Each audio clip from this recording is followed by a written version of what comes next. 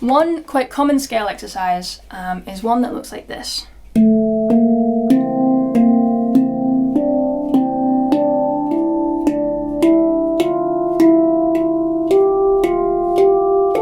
Which you might have come across before. And then the next obvious step is to see if you can then sing those notes.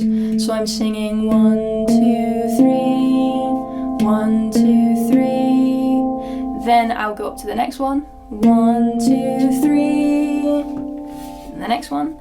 1, 2, 3, 1, 2, 3, 1, 2, 3, 1, 2, 3, 1, 2, 3. Now for some of you, depending on whether or not you've got a deep voice or a high voice, a deep pan or a high pan, for some people the lower portion of the pan will be too low or the higher portion of the pan will be too high.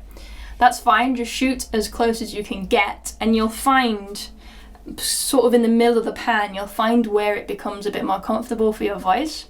And you can explore in that region first, just to warm up and to get to know it a little bit. And over time, as you keep practicing, maybe from the middle where you know, I can definitely sing this note, so now I'm going to practice stretching my range by going lower, and then seeing if I can go lower still.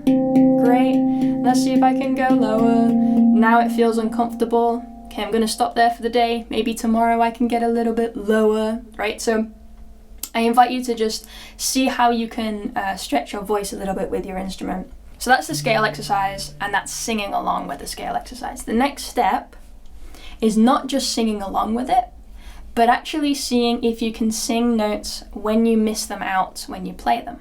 So I'm going to miss out every second note of this group of 3. 1, 2, 3, right? 1, like this. 1, 2, 3. I'm going to mime it. However, I am going to sing it and see if I still get to the same place, right? 1, 2, 3, 1, 2, 3.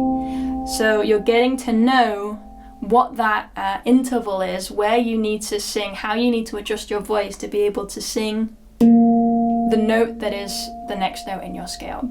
It might take some time figuring that out. You might have to play it a few times to hear it and hear if you're in the right spot. And then you can start to play that game, right? Da, da, da. Okay, I've got it. Da, da, da. I missed out this one, but I sang it. Did I get it right? Let's find out by jumping back. Da. Yes. Da. Great. Da. Da. I was a little bit sharp. Da. Da. Da. Da. Da. Da.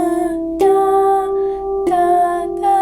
Da. You see how I'm miming the note, but instead of playing it, I'm singing it. So what's happening here is I'm connecting the dots, right? Some sort of scientific neuro pathway, neurons, brain expansion thing, babble happens here. I don't know how it works scientifically, but I am connecting the dots between what's happening with my voice, what I'm hearing, and what my hands are doing. Right? I'm getting to know the instrument.